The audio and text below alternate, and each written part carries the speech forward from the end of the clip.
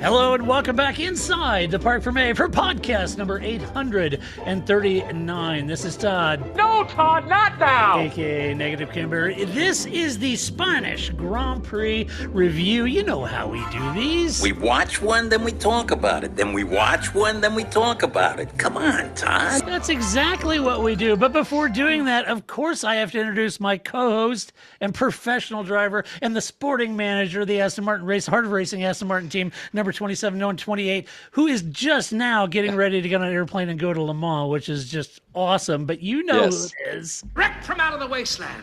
He's bad, he's beautiful, he's crazy. Hello, everybody. This is Paul Charles, the International. Paul, you've got your bags packed. Today, you leave, direct flight. Charles de Gaulle, you're going to Le Mans, baby. I'm going to Le Mans, baby. Yeah. Oh, man, so excited. Yeah. It's going to be amazing.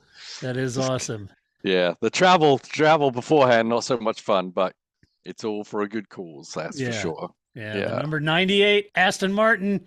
Yes, add another number to the Heart of Racing. Yeah. That's great. I've run out of numbers to put on the bottom of my email list, you know. Got to go to another line. Right. So who are your drivers for Le Mans? So we have Daniel, who's going to be the silver driver. Ian is the bronze driver, and Alex is the gold driver. So two drivers, obviously, you know, Ian is the technical. Daniel is the newbie. He did race at Spa, and then Alex is obviously one of the lead drivers in the pro car at IMSA. So that's the lineup. I think it's pretty strong. We had test day yesterday, and the car's been pretty good. I think they're saying it's well balanced and everything. I think competitive times.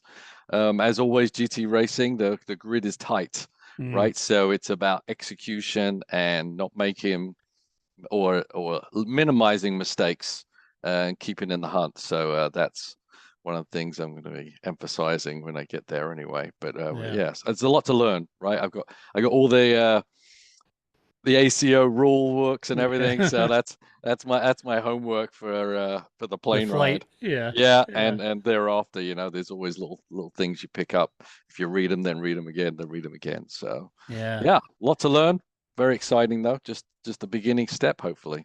Well, hopefully you can go over there and not get beaten up by those wily Europeans over there. You can go over and make a good showing for American racing with the I think so. Yeah. The Corvette's there too, so that's good. Yeah, Corvette's there. That's good. Yes, some of the guys that we know. The difference really between IMSA and Le Mans is how many different manufacturers involved. A lot less at Le Mans, right? We got Ferrari, got Porsche, you got the Astons, and then you got the lone Corvette versus, you know, nearly every manufacturer under the sun in IMSA. So it's going to be very, very interesting and a hard-fought race. Everyone wants to win this one, right? So yeah, that's super cool.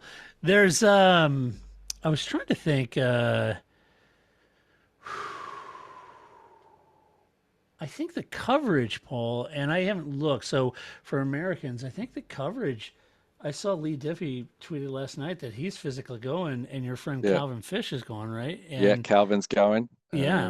And which is great. And and so I got to thinking. I thought, well, that must mean if NBC is sending Lee and Calvin, then they're making a pretty big investment in the broadcast, and hopefully we'll have a lot of extensive coverage. I hope. Yeah, I know Motor Trend TV show the thing in its entirety, I think. Yeah, it has done in the past. That's been the thing they use to get people to sign up for subscriptions for the year is to have Le Mans on there. But I haven't really looked to see where else it's going to be showing. But so, I mean, maybe Calvin and Lee are on assignment to Motor Trend TV. I don't know, but you can definitely access the whole race in the US. So yeah, that's great. One way or another. Well, excellent. Coming up this weekend, Le Mans, Paul, if you look online, you'll probably see the parade downtown. You'll see Paul down there throwing candy to the children. Yeah. I'll start throwing pics at you. Yeah, there you go. Yeah. We'll get some pics from Paul, like in the paddock, and we're super excited about it. I was going to take my my Monaco Steve McQueen watch with me, but my wife banned me on that one. A little too expensive to be taken. We've heard, sometimes there's some robberies in France, I've heard. So no so I'll just take my Casio. Yeah, there you go. It's got this nice Casio. That's good. All right. Well, let's review the Spanish Grand Prix because you know where we were, Paul. Oh, it doesn't get any better than that. All right, let's do a little formation Again. lap like we always do. We set the table, we go through, set up the race. The one thing I noticed, and I got to be honest with you, Paul, I'm a little under the weather. So if I come across as a little cranky on this podcast, apologies up front. Just realize I'm being a curmudgeon because I'm a little cranky because I'm under the weather. But the one thing that this weekend taught us at this race at the Spanish Grand Prix is that we know by all the surveys and all the bemoaning on social media about F1 is that the quote fans want more passing, end quote. And I came out of this race watching the race, and when the coverage was over, I thought, man, a lot of people are going to be happy because there was a lot of passing in this race. A lot of, yes, there was DRS, but there was some good non-DRS passing. There was some real good pressure, some good defending, and the TV coverage covered a lot of the midfield battles pretty well, all things given. So I was pretty excited coming out of there. Imagine my bewilderment when I jump on social media after the race and see all the negative comments about how boring the race was. So I don't know. I'm confused. I guess deep down in places you don't want to talk about, it really isn't passing that you want for your garden variety F1, I guess. And if that's the case, I don't know, maybe here's an idea. On those surveys, stop checking that box. Because if that's not what you want, Well, I mean, maybe it's only passing for the lead that matters to them. I don't know. yeah, Right? yeah, it could be. There's a lot going on an F1 race, as you know, when you get there. That Yeah. there's a lot of action you don't even see on the TV. That's just as Yeah. thrilling as a battle for the lead. Yeah, it is. Yeah, for sure. And I thought for sure, resurgence of Mercedes. Gosh, I completely misread that one. I thought everybody'd be very happy. I also endured a rash of road ripping over the Red Bull domination once again. And while I spoke at length back then about the baked-in advantage of the power unit that Mercedes had, and I was outspoken about the cost of hybrid, the 8-year domination by Mercedes, it's part of the sport, right? So I guess maybe the lesson here is, don't IM me expecting to have a sympathetic comment from me about the domination of Red Bull. I'm really not that interested. To be honest with you, I thought Martin Brundle, and I'm glad he said it towards the end of the broadcast, he said that, surely as a fan, you can and should appreciate the performance and execution of a team at the top, Yeah. Paul, I think that translates really across multiple motorsports. If you were at IMSA, Paul, and you had a team and you were battling hammer and tongs with, and they just, their car setup is always good. It's almost like racing Penske, but it's like your car setup good. The team is executing perfectly. The driver is not putting foot, and you guys are battling. Even you as a racer, as a guy who's competing, have to respect a team that's really executing. Yeah, absolutely. I've always said that. I've never been one to complain about dominance. The dominance is the execution of a complete team doing what they should do.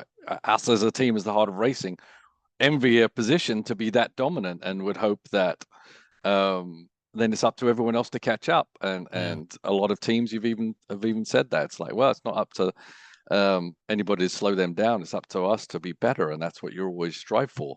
And it makes the satisfaction of when you get there, if you get there, the better, right? Yeah, I mean, and from a fan on the outside, I appreciate what Mercedes are doing and what Aston Martin have done in trying to claw some pace back to the Red Bulls. And when they and like how Red Bull did to Mercedes, they eventually got there, and then they got ahead, and Mercedes are playing catch up. And this is part of what F1 is. It's not just 67 laps on a Sunday. It's a lot of work behind the scenes. It's a progression in technology, in drivers, in team personnel, etc., that evolve into victories and being competitive. So that's like half the intrigue of Formula One in my mind.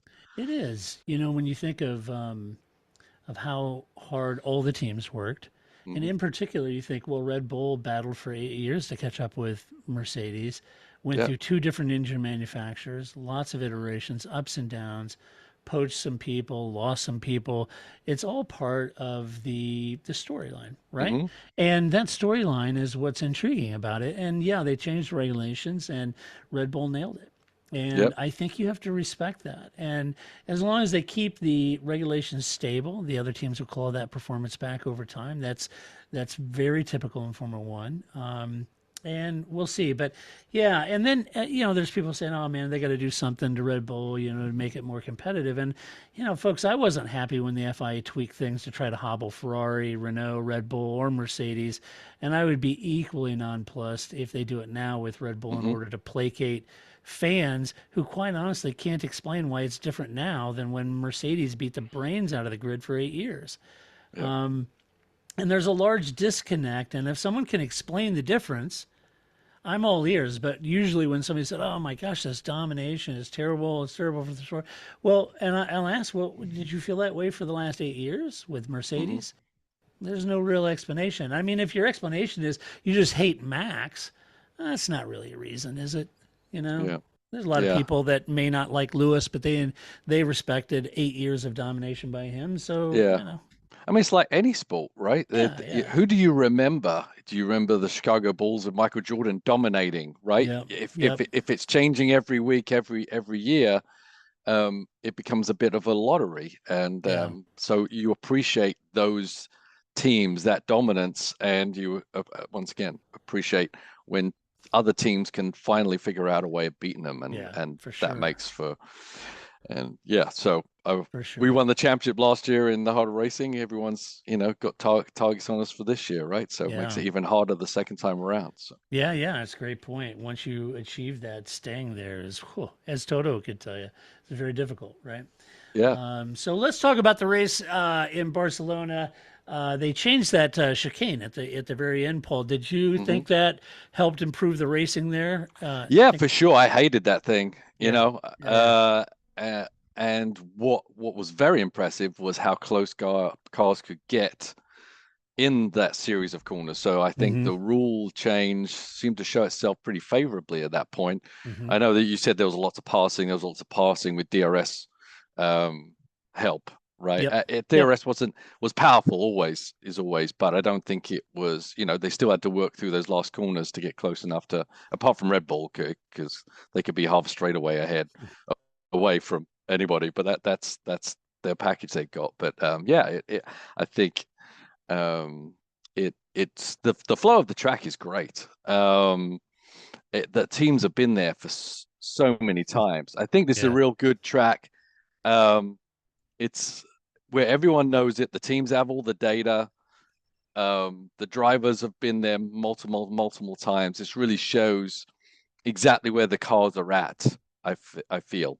hmm We had some stuff with the tires, obviously, with that kind of put some problems in some teams' way, unfortunately. But I think if you see how tight the grid was, it was like what, a second and a half between yeah, first and last, which is harkening back to the late 90s, I'd say, hmm maybe 2000s, when when the rules had stabilized so much. So yeah. to get to that point now, I think is really cool. But yeah, the teams know everything. So everyone was exposed, positive and negatively, to where their car is actually for the whole year, really, I think. Yeah. Yeah, it was and I'll get onto that and ask you about it when we get to Mercedes. Let's start off with the Red Bull though. You had Sergio Perez P4, Max Verstappen P1. Max dominated the race from the start with plenty of pace in hand. Managed his strategy, his tires very well. It's his third straight win, and he also secured fastest lap in the process. And he was P1 in every session this weekend, practices, qualifying, race. It was a really dominant He was performance first this out of weekend. out at night, Yeah, yeah. first to And the hotel everybody's like, room. "Oh, now you get all the, well, it's the car, when Mercedes dominated for a year, for 8 years, it was never the car, it was all the amazing driving skill of Lewis Hamilton. When Vettel was dominant in Red Bull, it was, oh, it's the car. When Schumacher, it's skill, the Ferrari isn't that good, but it's a combination of both. But boy, what he was on it this weekend, though, he really was. Yeah, he's very, very He's something confident right special. now. He is something special, and we know we like Sergio, but Yeah, Sergio on a good day may get close, but the consistency and potential speed Max is probably not even using right now is quite staggering for the rest of yeah. the field, I think. Yeah, it's like when he said, what was my fastest lap? They said it was Yeah, 117, and they go, but we don't need any, risk yeah, right now, no heroics, and he went threw a 116 down. It's yeah, like, wow, where did that yeah. come from? You know? He's just poodling around, man. Yeah, He's well within his means right now, and Sergio's yeah, probably as far ahead on his means as he can get. So, yeah, isn't it crazy how like was it 2, 3 races ago we are like, oh, can Sergio challenge Max for the title? yeah. No, No, no. no, not That even was close. answered. Yeah. Yeah, I know. And it's the same, remember when Mercedes is dominant, you say, well, it's the car, Well, no, Valtteri's in the same car. Yeah, And Lewis is smoking him, So, yeah, and this is kind of the same thing. Sergio, very handy driver, a very good driver hmm by anyone's measure. And, Max has got the measure of that. So, yep, Max is something special, whether you like him or hate him. I think you have to respect that. hmm He's incredible. Speaking of Sergio, Paul, he scored really. Paul, he kind of scored an own goal, didn't he, on Saturday? And had a again, yeah, yeah, again, now to his credit, he had a great recovery drive. Not at the beginning, I think he was a little slow off the start, but then he made a great recovery drive to fourth, but ran out of laps to make a move on George Russell for the podium. An inspired recovery drive, but being that it was self-inflicted, he wasn't my drive of the race. I thought it yeah, was interesting. There was a video post race of Nico Rosberg and the Sky Team interviewing Christian Horner, and Nico was saying, you said both drivers had a really good race, but I didn't really see. I mean, Sergio really didn't have a good race. He's quite a bit off the pace, and man, Christian nailed him. He said, "Oh, you're a pretty critical guy, aren't you?" Yeah, it's easy to say when you're out of the car, but now you want to ooh, criticize all the drivers. Yeah, I was like, ooh, touchy. yeah, yeah. Yeah, But I mean, it's yeah. Whether it comes from Nico or anybody else, it's true, it right? is true. It is true. So Sergio's got a lot of work. He can't afford to literally make any mistakes, which is what Rosberg had to do when he Yeah, beat Hamilton at one time, that's right? right. Had them, um, but yeah, I was surprised actually Sergio had so much trouble. I thought because he was like in the top 10 pretty Yeah, quick, pretty early, yeah, and and with then the stalled pace. out. Yeah, and with the pace that Max was showing, you'd expect this is one of Hmm. those races where the Red Bull can sky its way up to the Yeah. podium again, but he just didn't quite get it done. So I actually agree. Well, I don't think it was that great a race for Sergio. He was just happened to be in the best car on the grid that aided his progression, but him himself was not quite on it this weekend. Yeah, needs a turnaround in Canada because he had two races on the trot here that's been Yeah, really kind of off the game a little bit. I mean, he didn't need me to tell him that. He's a pro. He knows what he's doing. I'm sure he's upset with himself on qualifying on both last two Grand Prix. So Canada, he's got to turn that around if we're going to have a battle for at the sharp end of the grid for the yeah, championship with Max. yep, Let's see. Let's go to Mercedes. Lewis Hamilton P2, George Russell P3. Lewis had a clash with Lando on the first lap. It was lucky not to get a cut left rear tire, so that was good. He continued very solid strategy and terrific drive for a return to the podium. That was, quite honestly, is great to see. Lewis super pumped, excited about that. I think he was rejuvenated a little bit. Creates a little energy, and not only Lewis but the team to have that kind yeah, of result. Lewis ran his softs. I thought it was a great strategy. Ran his softs longer than Carlos. Made that jump at the first pit stop, then set about managing the tires and drove effectively a pretty lonely race, but came home in second with clear pace to maintain that gap. hmm Behind him, he wasn't really racing Max at this point. Max had 20 seconds or so, yeah. No but one's racing back at this yeah, point. nobody's racing Max. But certainly Lewis was able to hold him off. A great return to the podium, Paul. I was excited for Lewis. Yeah, I was excited for him and the team, really, Yeah, right. quite the resurgence. I mean, one race does not make a season, obviously, but they did bring a lot of, they're bringing a lot of, throwing a lot at it Mm, to try and challenge the Red Bulls, and they seemed a bit out of it over the past year or so. So yeah, it's definitely a good move by them and a positive step. And Lewis executed as well as he could. I think that was as much as that car would have. And Yeah. yeah, he was a bit lucky with the Lando thing. That was unfortunate for Lando. Yeah. But the jostling at turn two. There's nothing in it, and mistake on either side really. No games being played. It was just when the cars get that close, occasionally one will slow up a little bit. So I don't think Lewis had any implication there. So yeah, I mean, you can't grumble. I think that stint on the softs for both he and Russell actually was the step that really set them above the rest of the field. Yeah, I think it was a great move. Speaking of George, Paul, he a bit like Sergio, right? He had a tough time on Saturday, put him further back in the grid, and he, like Sergio, had to recover to the sharp end of the grid with a recovery drive. Had a great start, and then went through the field, made a lot of positions, went on the escape road to avoid any collisions. They reviewed that. He wasn't penalized for that, and then made his way forward, hunting Sergio all the way. And then Sergio made a late stop, and suddenly George, the hunter, became the hunted at that point. We look at his rearview mirrors waiting for Sergio, and Sergio did close the gap, but he held on to third. A great result. And I guess, Paul, if you're a Lewis, George, or Merc fan, you'd be right in thinking that the upgrades they bought from Monaco, which we didn't really see, it's a one-off unique track, but they having a significant impact, and perhaps right at this point, not against Red Bull as much, but certainly they were well clear of Ferrari, well clear of Aston Martin in Spain. That's great news for Toto and the entire team, who've worked their tails off trying to remedy their deficit. And I guess we'll have to wait and see. However, if, did Barcelona flatter the upgrades in this car? Are these legit upgrades that we're going to see this level of performance for the balance of the year?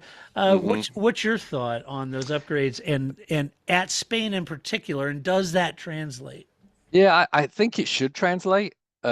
As I said, the teams know that track so well and the upgrades, and they can analyze everything to the nth degree, pre and post race, see how they work and see maybe what they can do to even maximize the potential. We always say, just because they've got the upgrades on them doesn't mean they've maximized the upgrades yet. It's just a step forward to then them start progressing with other ways to get the best out of this new package they've put on there. So I think it's the beginning of an upswing rather than just the upgrade, right? Yeah. So it's nearly ideal to do it at Barcelona just because of all the data they have. So I think it's very positive.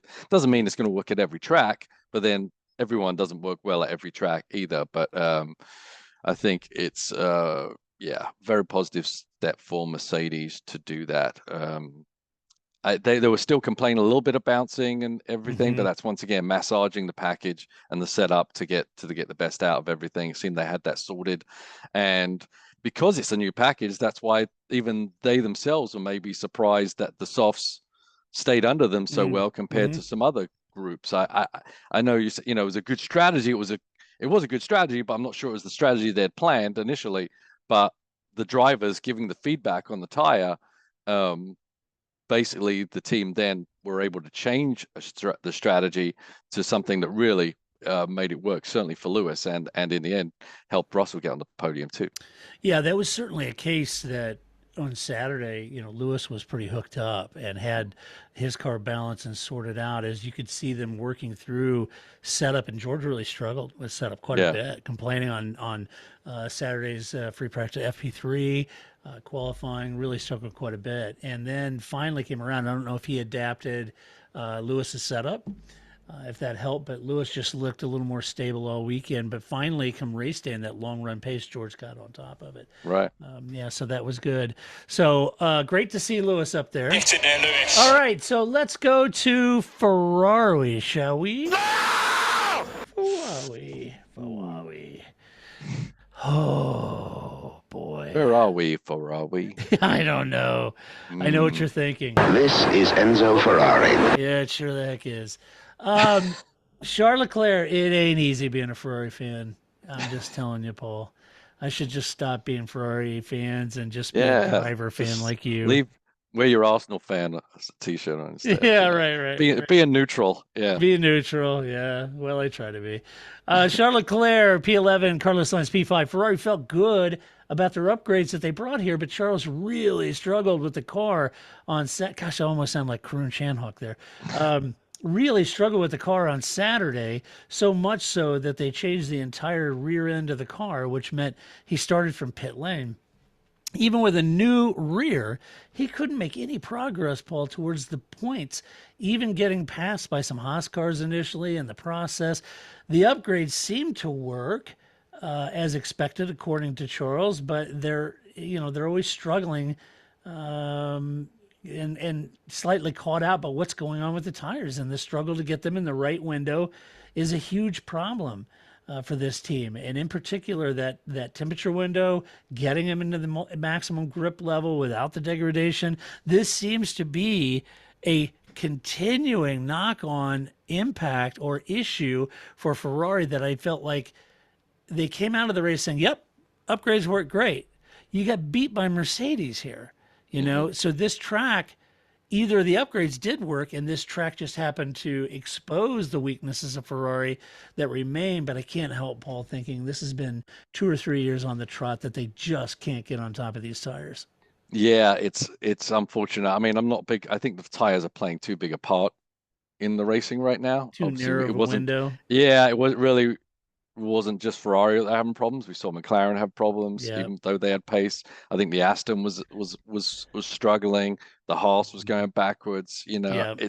We want to. I think I know that some other teams are getting on top of it and solving the issue, right? So you can't Yeah. say it's bad for everybody, but I still think that trickiness to it kind of takes away from the pureness of the racing somewhat. So I'd like them. The windows need to be a wider band, I think, because when they first brought in the high deg tires, they made that band of usability so narrow that So you didn't narrow. know who was going to be where, who would get it right, and it was Mhm. just a lottery as who was going to win on Sunday, and it just became a crapshoot. I didn't enjoy that at all because tires play too big a part. So I still think they do. So I'd like that to change. But as for Ferrari, yeah, they've got some issues understanding their car, I guess. With Charles, very strange because I mean, Sainz was on the front row. Yeah. Right. Charles was on the back row. It's the same Yeah. car, same team.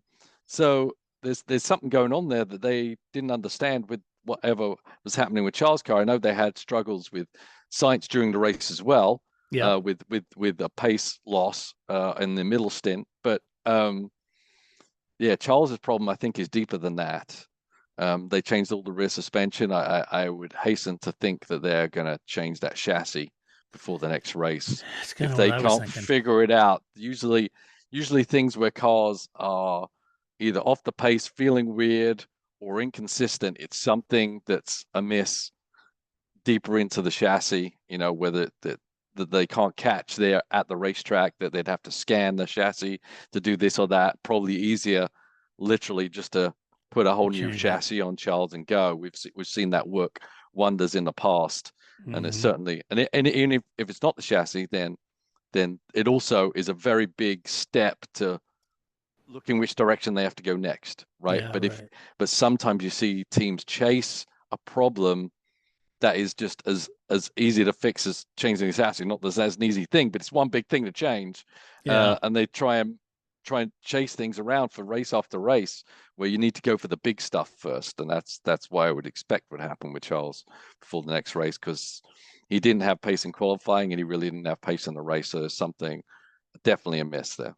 Yeah. Yeah, there is. And comparatively with Carlos, he was on softs, had a good start, nearly got by Max, but the Dutchman took the inside line, held the lead, and took the win. But Carlos was there running in second then. But from that point on, Paul, Carlos was racing against everyone behind him. Yep. And he couldn't keep the Mercedes behind him. Again, it's down to tire management and degradation. And the only soft on, I guess it was really the soft on Leclerc that was able to allow him to pass late in the race and then come up to 11th. And it was really only that soft Ferrari combination that kind of worked. You know, it wasn't necessarily Carlos starting on the soft, but once Leclerc got on that soft, it allowed him to get back up to 11th. But Carlos said the race exposed the weaknesses of Ferrari significantly.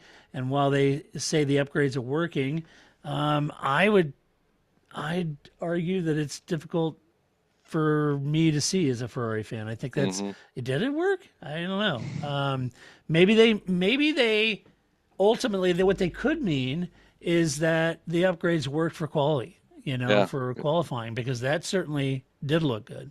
Yep. So. But that's only Saturday, and you get the points on Sunday most of the time anyway. I guess you get points on Saturday sometimes nowadays, but yeah, tough weekend for Ferrari.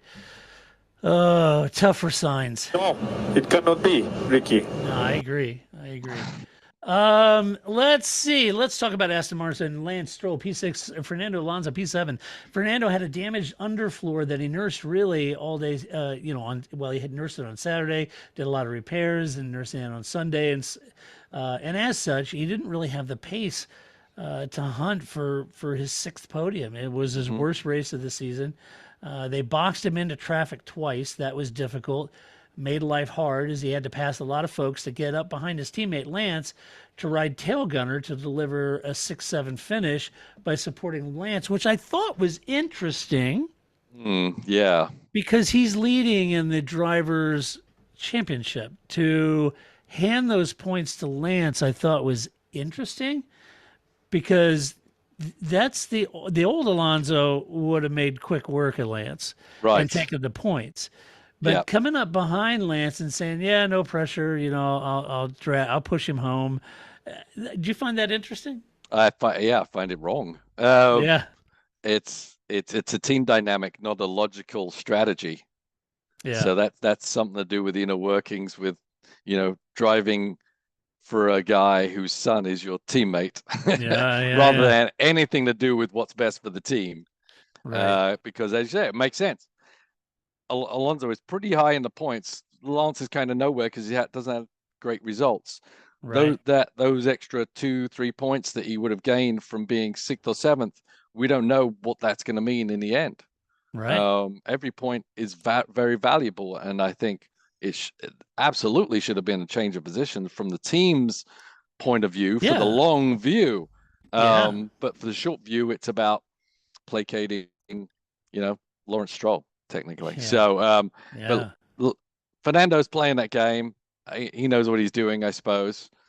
He's buddies with them anyway. So, but it is definitely so odd to hear those kind of things from Alonso. Yeah, it is. I mean, I appreciate he was being magnanimous there, but it's just not.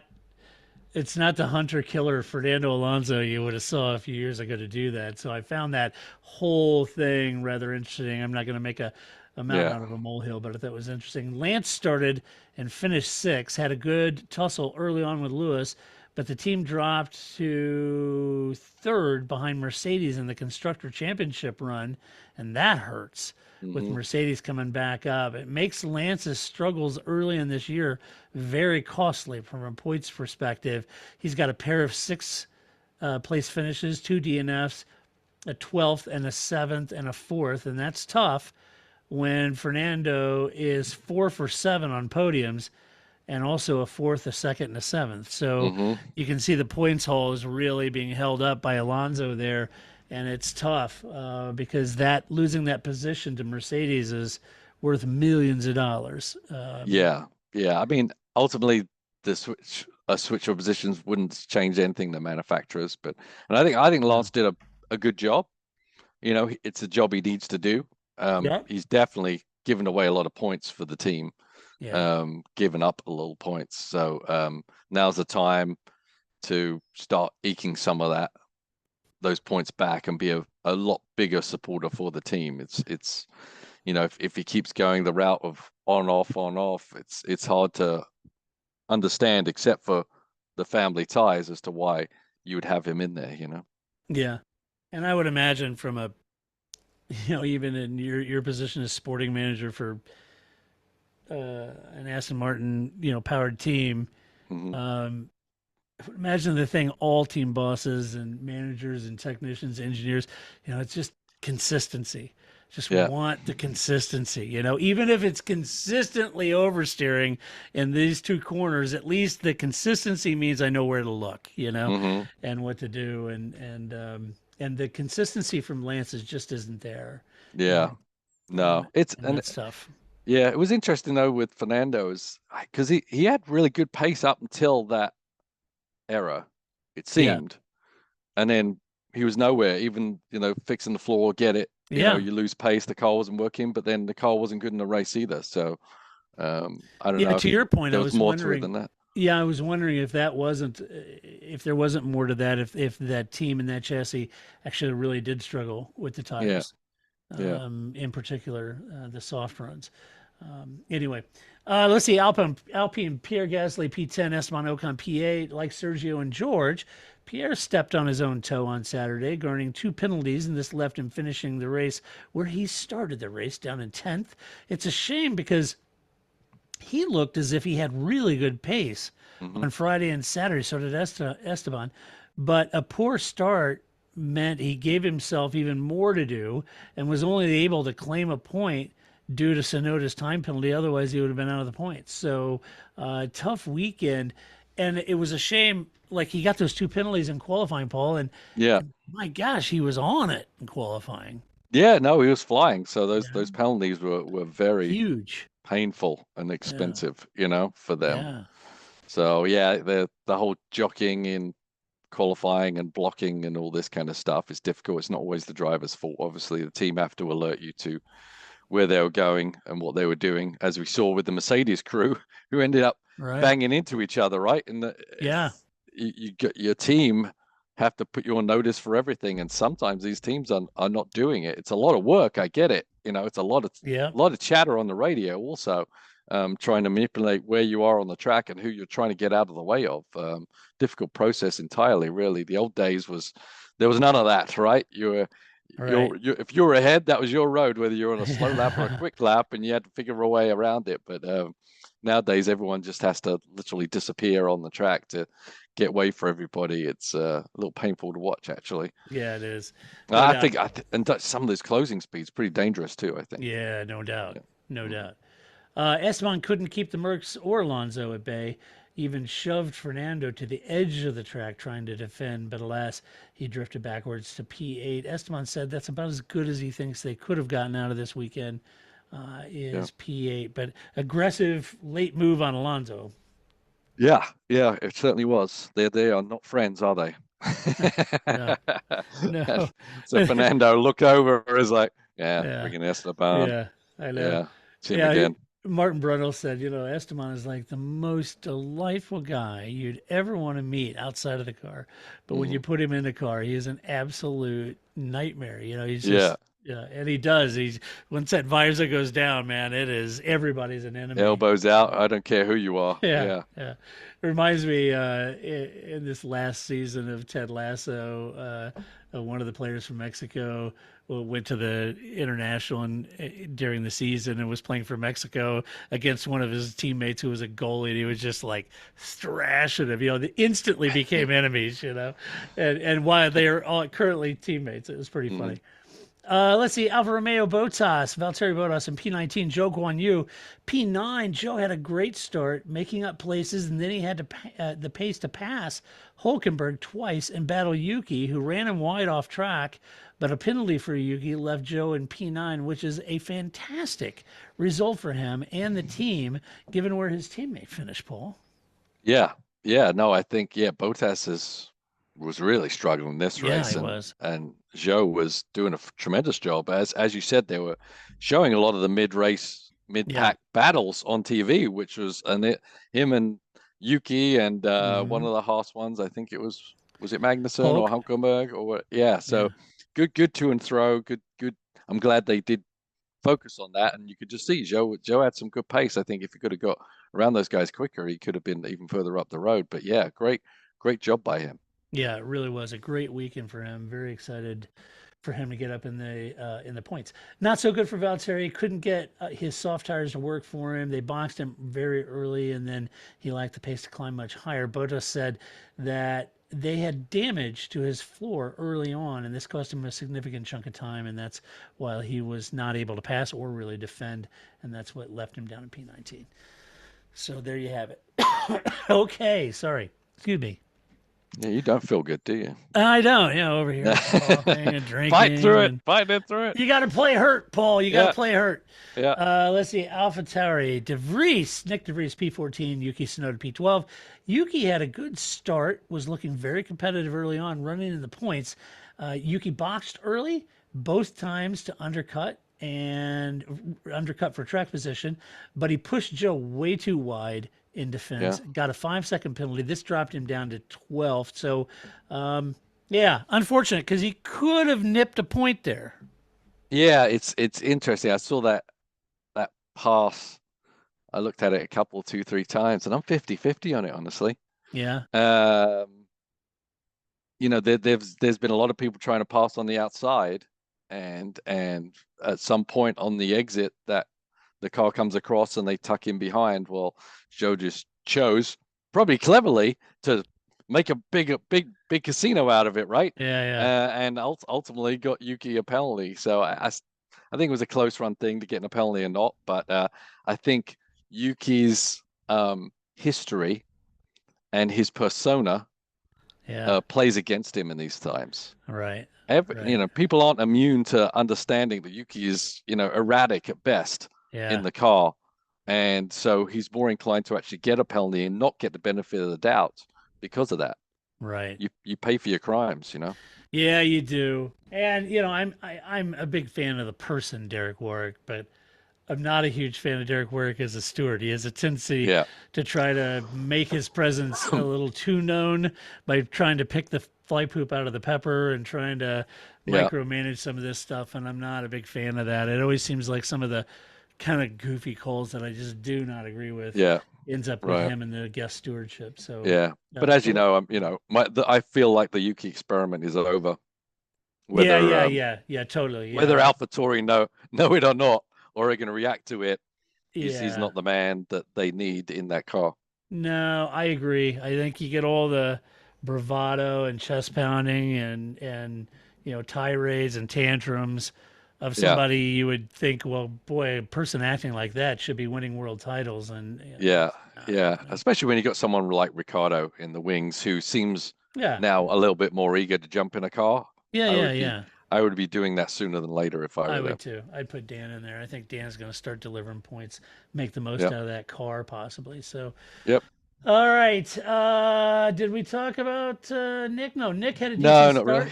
Okay. Do you want to talk about Nick? Nick had a decent start, stuck on the inside, lost a few places at that beginning. He didn't have the pace really to fight like his teammates, so they tried a few undercuts. Those didn't really pay dividends.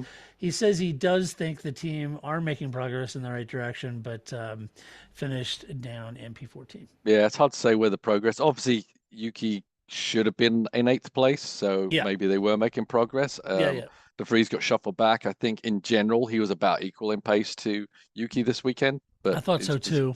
His position wasn't there. We talked about it last time that now he knows this track. There's no excuses for where he is, so that was a positive thing I think for Nick. But the result didn't come that he really needs. So we know he's kind of probably running out of time. So this was an opportunity missed, I feel, for him. But I think he's at pace with Yuki. But is that enough? Right.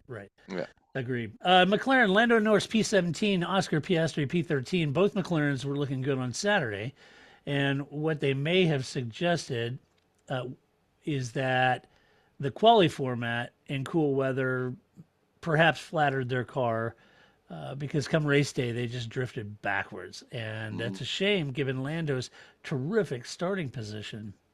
And I thought, oh man, he's up there. He's up, in the front and this could be a really good race for Lando. And they just had that incident with Lewis, dropped in the back. Oscar, struggled in the back. So very, very tough. Lando started in 3rd got passed by Lewis. Then he hit Lewis when the cars ahead of Lewis all checked up.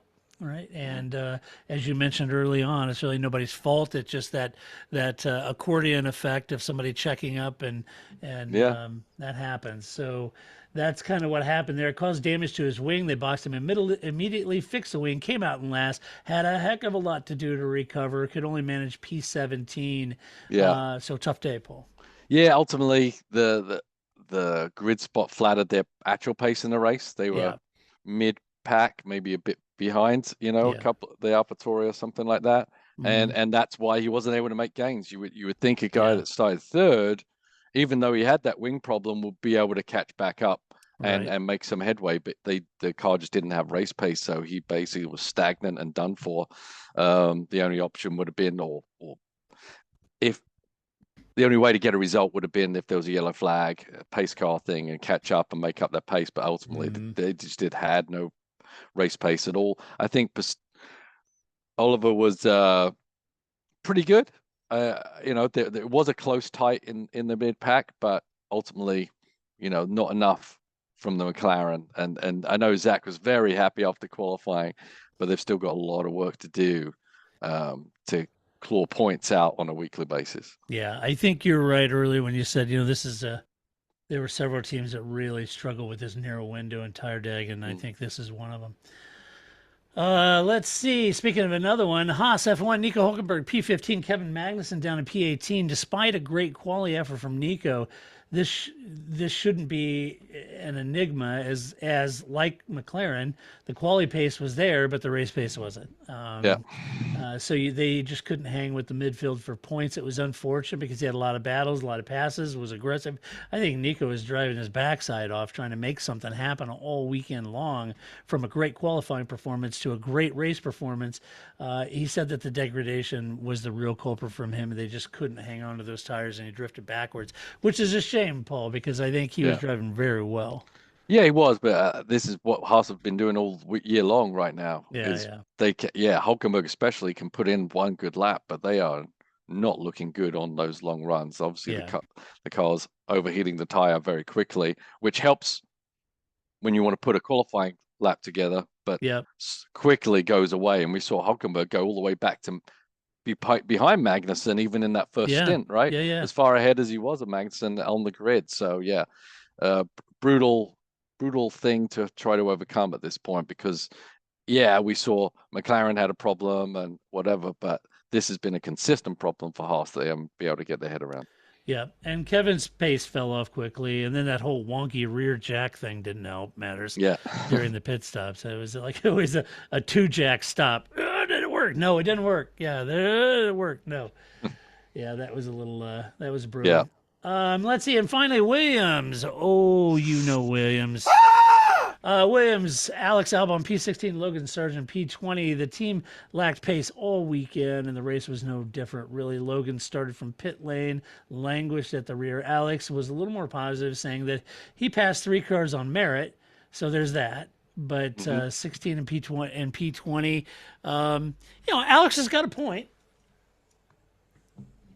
I don't know how big of a point. that he passed people on the track. I was like, yep, he's got a point. What are you going to say? You ask him a question, he's got to come up with something, right? Well, I passed 3 cars on merit. Yes, you did. Yeah, they were coming out of the pit lane, but it was on merit, damn it. It was on merit. Yeah, right, they were coming out of pit. Yeah, a bit of a struggle. Williams probably would have been better to make this a test session as far back as they have. But, sometimes they're a bit better than Haas in the fact that sometimes they do show signs of competitiveness throughout a race. So it's not all bad. Just this one happened to be all bad. Right. All right, let's hand out some awards, shall we? The first award we always give is Move of the Race. Get down. All right, Paul, who'd you have Move of the Race? I'm giving it to the Mercedes team for changing their strategy on the fly and the good communication from the drivers on that first soft run. I think it was extremely effective to get both cars on the podium. Yeah, great call. Or as you and your British friends would say, Paul, that's a good shout. Let's see. I was thereabouts with you. I had George at the Yep. start, coming through the field. A fantastic start and a really good recovery. At the start, made up a lot of positions that were pretty critical. Some would argue that he took the escape road, should have got a pit lane. That's not how the stewards saw it, and I thought it was a really good move. So that's my pick. All right, next award is Donkey of the Race. We'll do it live. All right, who'd you pick? Well, I was going to give it to Ferrari for their woes of fighting at the Ooh. back, but I'm going to give it to the tires, which I think impacted too many teams on the grid. I get everything's a challenge and the teams need to rise above it, but I think the tires on this occasion play way too big a factor on winning and losing for all the cars. Yeah, I agree with you. And speaking of the tire thing, I meant to mention this earlier. So if you're newer to Formula One and watching Formula One, when Pirelli came into the sport, they were going to, so the whole, a lot of you already Googled this, you know this, but the whole high degradation tires is born from an event, a race they had in Canada, wouldn't change in conditions, and the tires weren't really fit for purpose, and it created a lot of chaos, and everybody thought that was a lot of fun. So then Pirelli comes in as a sole source with this high degradation to replicate this sort of chaotic approach. And so Pirelli have ebbed and flowed between too aggressive and too impactful on the sport. And I would say that first time, and then they've been accused of being way too conservative and not aggressive enough, and that the tires were too conservative. And it depends on what year. And they've ebbed and flowed over all these years. The first time they got really, too cute, trying to be an impact on the sport and trying to befuddle all the engineers and outthink them. We ended up with all those blowouts at the British Grand Prix. And that was pretty red-faced at that point and kicked in emergency sort of meetings to look at the compound. So it's difficult. And I'm not taking the stuffing out of Pirelli. They make a great tire. But I agree with you, Paul, when you look at these tires and they make these operating windows so narrow, it's so difficult. And at the end of the day, I say make a wide operating window, because what does it matter? What does it matter? The cars, if you make a wide operating window that Haas can operate in and AlphaTauri, well, they may battle each other, So what do you care? But when you make it very narrow, if some team slightly gets their chassis where it doesn't work with that narrow window, then they're toast for the season. So I hate it. And people ask, why don't you like high deg tires? And that's why. Let's see. Did I say who I? No, I had Sergio. Yep. Yeah. Because he should have been P2. Let's see. Finally, what do we have? We have drive of the race, right? Oh yeah! Get down. Get down. It's an race. All right, Paul. Drive of the race. I'm going to give it to Joe. Why the hell not? He put in a good. His teammate was floundering at the back. He got points for the team. He was competitive throughout the race, made some good moves. I enjoyed his drive. Yeah, it was a great drive, great pick. I had Joe, and I'm going to go with Lewis. I think Lewis had a great drive. He did. Super excited. I think he needed that shot in the arm of just, are we going in the right direction or what? Yeah. And I feel like he was the old Lewis, very animated, and that was great to see. So a great race from him. All right. We got some mailbag. You have time to do some mailbag, Paul? You've got mail. Yeah, sure. Let's I got like 10 minutes before I got to get on the plane. No, Okay. I'm just kidding. I can see you're in concourse what? H, concourse home? Yes. Yeah. Let's see. Zine asks, from the start of the season after the first race, do teams have a relatively good idea how much they can develop their car in a season? Can they be confident of finishing every race in the basement, or does hope spring eternal that they can take a back marker car to the pointy end of the grid? Also related, is there any part of the car that they can't develop during the season, either due to regulation or because it would change the overall car so much that it's not feasible? Well, the first part of that is the engine. They can't develop the engine over the season. And once or the chassis. Or anything, the chassis and anything to do with the crash impact results. Yeah. right? So the side pods, anything that was Nose crash cone. tested, part of that, the car has to clear all those parameters before it can be on track at the first test. And so all that stuff has to remain exactly the same. Else, I don't think they're allowed to come up with a B spec at all. Um, and it certainly would have to go through this whole crash testing It'd have plans. to go through homologation, right? Yeah, and I think that's probably not even. I would say there'd be a rule in there to even count that out. Else, some teams who, before maybe the cost cap, could throw a bunch of money at it and start developing chassis halfway through the season. So, Paul, it is a good question. So you take Zach. He's your friend. Mm-hmm. You know Zach. You've known him for a long time. So Yeah. Zach's over there at McLaren. He's hit the out of the box first race. They got some issues, got some deficits, no doubt about it. And testing kind of revealed maybe some of it weren't in the tire window. Do you feel like Zach and the McLaren team have a decent, remote idea of how much they're going to be able to develop this car during the season? Well, they all the teams obviously start with a certain package, and I would say it's kind of like putting a banker lap in, put a banker car out there.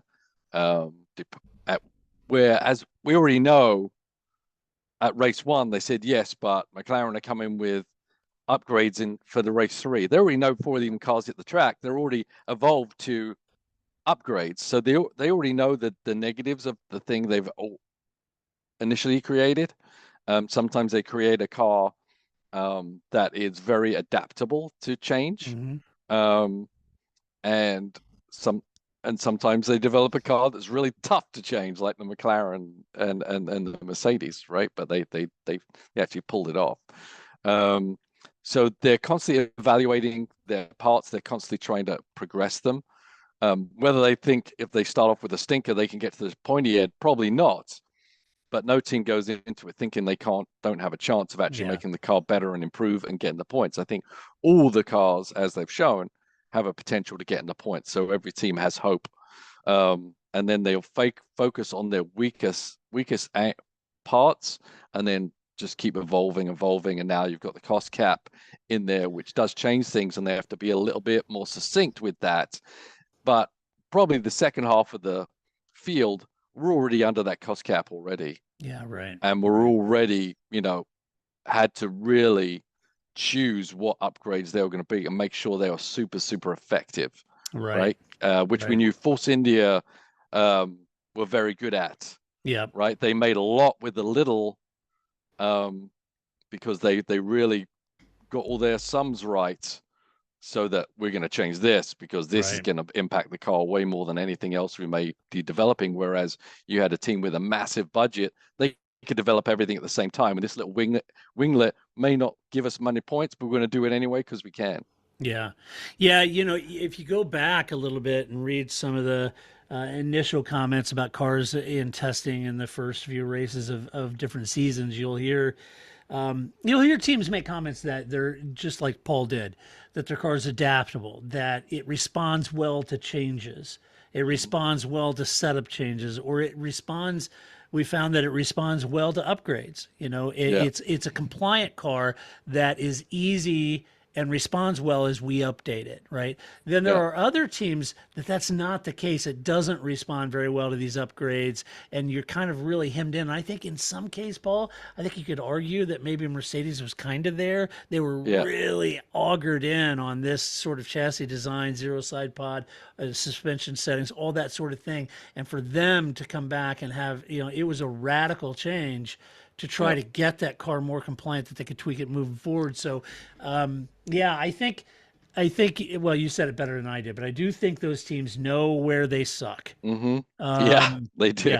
Yeah, they know where they absolutely suck. And so they're going to focus on whether that car is compliant and whether that car is adaptable and is pleased with its changes.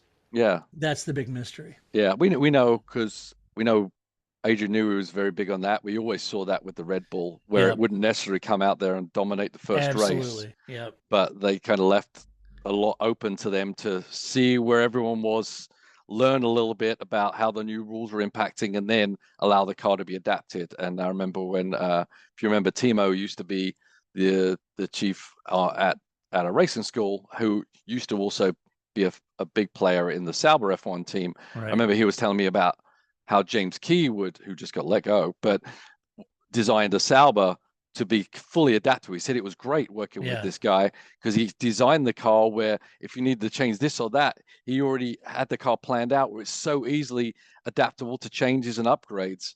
But then when Ferrari sent them the blueprint for their car, they couldn't do anything with it. Right? Yeah, It wasn't an adaptable car. So it's really in the design team as well. From fundamentally their outlook on designing a car to make it more adaptable to upgrades. Yeah, and I would think that that's an evolution of those car designs over time. You certainly probably wouldn't have seen that so much in the 70s, 80s or 90s, but having that car that is adaptable and not so anchored on one particular design, having that flexibility that we could change, I would think that is certainly de rigueur by this point in time, to have that adaptability and be able to have that flexibility to develop those cars, that those are baked into the architecture of those chassis, you know? That's why it's hard. We don't know yet what impact that's really going to have on Mercedes or McLaren because of the cost cap. Yeah, exactly. Yeah. Yes, they can do this, and they made a big fundamental change, which isn't easy or cheap. But how is that going to affect how they can progress in the future, right? Exactly. Is that all they got, and Yeah, they got to make the best out of it, or can they still? Is there enough left in the pool to keep maximizing those cars and progressing them in evolution? And Paul, if there's a particular area that they suck at, and they know they suck at, and they throw a few development pieces and the car just isn't compliant, that'll also gauge how much of your budget cap you're going to sink in to trying to develop this for the balance of the year. Right. How many Band-Aids do a bunch of Band-Aids cost versus evolution and building the next car better and learning the lesson? Yeah, exactly. Good question. Let's go to Peter Stinchcomb. Peter, I appreciate your perspective and your comments. And regarding your question about Austria, he says, have either of you been to this region of the world? If so, what is something I should not skip out on while there? For context, our plans are to visit Munich, Salzburg, Hallstatt, Spielberg, and Vienna. And I haven't been there. Me neither. Belgium, but I haven't been there.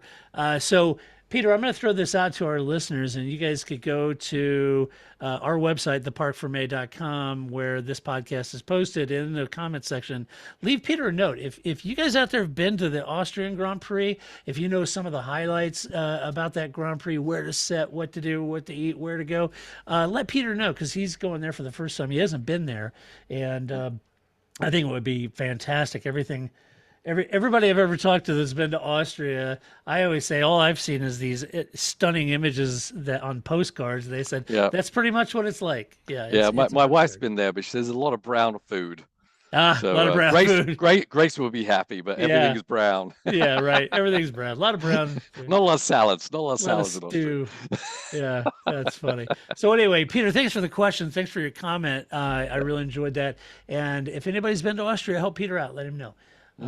Let's see. Manolo Biselling asks, hi guys, for a state-of-the-art sport, I find it strange that F1 is still using the same static front and back view onboard cameras for over 2 decades now. Why have they not adopted the same onboard camera technology used in IndyCar, which is really cool that the camera follows the car during the overtaking? F1 would be so much better using these cameras. Also, do you think it's possible for Aston Martin together with Honda to try to lure Max Verstappen away from Red Bull once they have the Honda engines?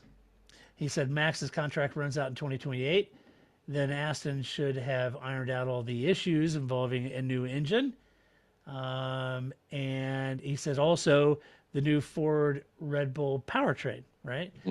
That's an issue. And that'll take time to become as good as the Honda. And lastly, Adrian Newey's contract has been extended, but it might run out in 2028. No one really knows. A lot of good questions, but let's tackle the first one, Paul, on the camera. Yeah, I'm not sure, but obviously the difference with IndyCar and Formula One is IndyCar use the same chassis for everybody. Yeah, right. And so the placement of things like that is a lot easier to implement. So not sure, I guess they're talking about the 361, which honestly spooks me when I see those things, because when I see that, I think, oh my God, he's spinning. But right. I don't say it in that flamboyant a manner. But yeah, it's a little disconcerting, but it is kind of cool to kind of see. We saw it at the Detroit Grand Prix this weekend. Yeah. Those side by sides was pretty fun to watch, and you could actually see a lot of what was going on. But I would say it's probably that we know Formula One are just stuck in a plethora of red tape, and I'm sure every team just pushes back on anything like that has nothing to do with them going faster. Yeah, right. And it's more weight that's plus not the going design on the car. of the cars. Right. Yeah. Right. And where that camera needs to be, it needs to have a 360 view. So that means you can't just stick it on one of the air intakes, which is a lot more consistent from car to car to car. So I'd say it's probably consistency of car design and bodywork and everything like that they couldn't. If they have to do it, they have to do it for everybody. Right. And something like that is probably a bigger disruptor in aerodynamics than everyone's side pod, air inducts, shape, right? Yeah. So yeah, I agree. And I also kind of think, Manolo, if there was, a large 360 PTZ cam and everything would be significantly heavier than just small little cameras. Yeah. And I always think they could put one on the headrest, two on the side, sort of 3/4 angle at the front wheels. That would be a lot less weight, static cameras, but you could see, pretty much all the way around the front, which would be good too. But a great point. Yeah. I still thought in the 80s. Go ahead. In the 80s, the camera angles were better than they are now. They showed more about it, Yeah. But I agree. I don't know why they're different now. I don't know. Let's see. Also, on your questions about Max and Aston Martin, I don't see that happening. I wouldn't think that Max necessarily would follow Honda to Aston Martin. I don't know that he's as tied to Honda as he is Red Bull. And if he felt that the Honda engine in Aston Martin was going to be the more dominant car, well, possibly then. But in this past couple of weeks, he's been pretty candid about how long he doesn't know how long he wants to stay in the sport. He wants to do other racing like Le Mans. He wants to do other series, and he doesn't want to do those series when he's older. He'd like to do it sort of when he's at the prime, 31, 32 years old. So, yeah, it's hard to know, but I don't know that he would be lured to Aston Martin with a Honda engine and I don't know. I think he's pretty snug at Red Bull. I can say never. Pretty can't say never. There. Yeah. No, he's going to go whatever gives him the most potential for success, honestly. Yeah.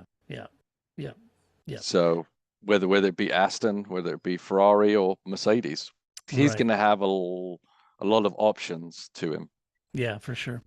All right. Well, that does it for this podcast. That's what we think about the Spanish Grand Prix, but you let us know what you think. You can do that by going to theparcfermé.com. Share your opinion with decorum and civility. As always, if you like this podcast, go over to iTunes or Apple Music. Give us a good rating over there, or even on your favorite podcast player.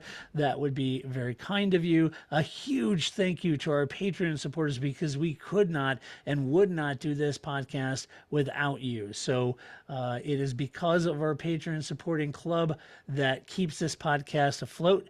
If you would like to support us, you can do so as little as $1 a month. I mean, that's not a lot, technically, compared to F1 cost cap.